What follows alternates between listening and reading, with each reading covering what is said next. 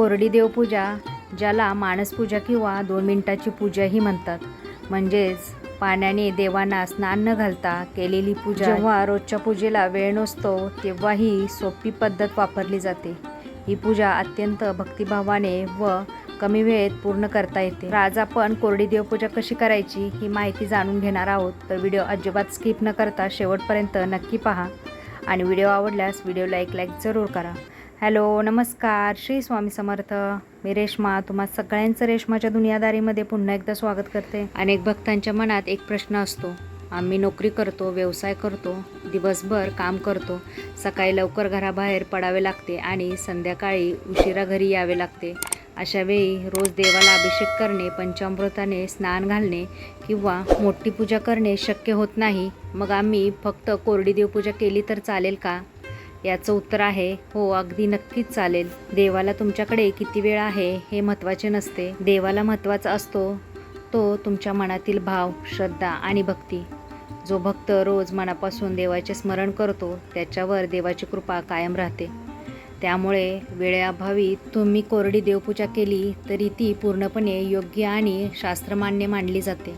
कोरडी देवपूजा म्हणजे देवाला रोज पाणी, दूध, दही, तूप, मध किंवा पंचामृताने अभिषेक न करता स्वच्छ मनाने दिवा, अगरबत्ती, फुले, अक्षता, नैवेद्य आणि नामस्मरण करून केलेली पूजा. अनेक घरामध्ये रोज अशीच पूजा केली जाते. विशेष दिवस, सण किंवा वेळ मिळेल तेव्हा अभिषेक केला जातो. सकाळी उठल्यानंतर शक्य असेल तर आंघोळ करून स्वच्छ कपडे घालावेत. जर काही कारणामुळे आंघोळ करणे शक्य नसेल तर किमान हातपाय आणि तोंड धुवून देवघरात जावे. देवपूजेमध्ये शरीराची स्वच्छता जितकी महत्त्वाची आहे तितकीच मनाची स्वच्छताही महत्त्वाची आहे. देवघरात गेल्यानंतर प्रथम देवघर स्वच्छ करावे. देवाच्या मूर्ती किंवा फोटोवर धूळ असेल तर स्वच्छ आणि कोरड्या कपड्याने हलक्या हाताने पुसावे. रोज मूर्ती धुण्याची गरज नसते, म्हणूनच या पूजेला कोरडी देवपूजा असं म्हणतात. यानंतर तुपाचा किंवा तेलाचा दिवा लावावा. दिवा लावताना मनात एवढी प्रार्थना करा, हे देवा, माझ्या घरात सुख, शांती, समाधान आणि तुझी कृपा कायम राहू दे. त्यानंतर अगरबत्ती किंवा धूप दाखवावा. त्यानंतर तुमच्या घरात जर फुले असतील तर फुले व्हावीत आणि जर फुले नसतील तर फक्त अक्षता व्हाव्यात तरी चालतात. देवाला मोठ्या वस्तूंची गरज नसते. श्रद्धेने अर्पण केलेली एक अक्षताही देव आनंदाने स्वीकारतो.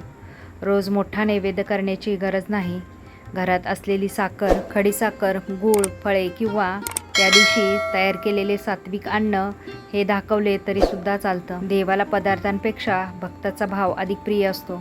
त्यानंतर आपल्या इष्टदेवतेचे नाव घ्यावे. ओम नमः शिवाय, श्री स्वामी समर्थ, श्रीराम जय राम जय जय राम, ओम नमो भगवते वासुदेवाय किंवा आपल्या उपास्य देवताचा मंत्र श्रद्धेने म्हणावा.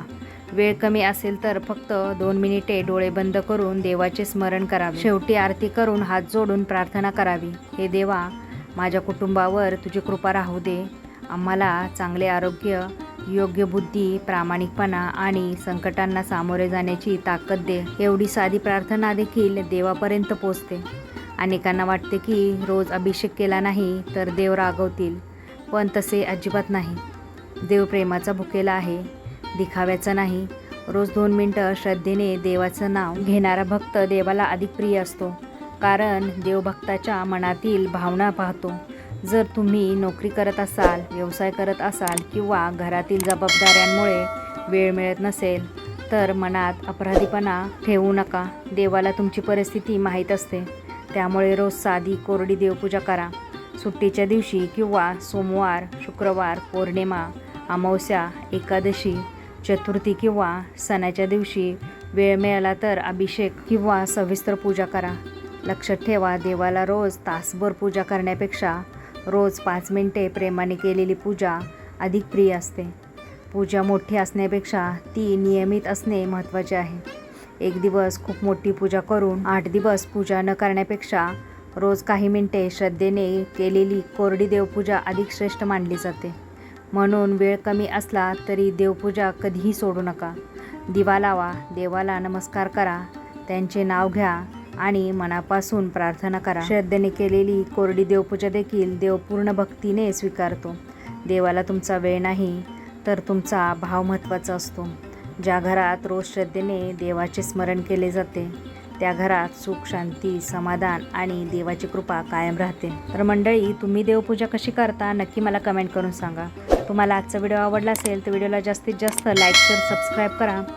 पुन्हा भेटूया आपण उद्याच्या नवीन व्हिडिओसोबत. तोपर्यंत सगळ्यांना श्री स्वामी समर्थ. जय जय स्वामी समर्थ.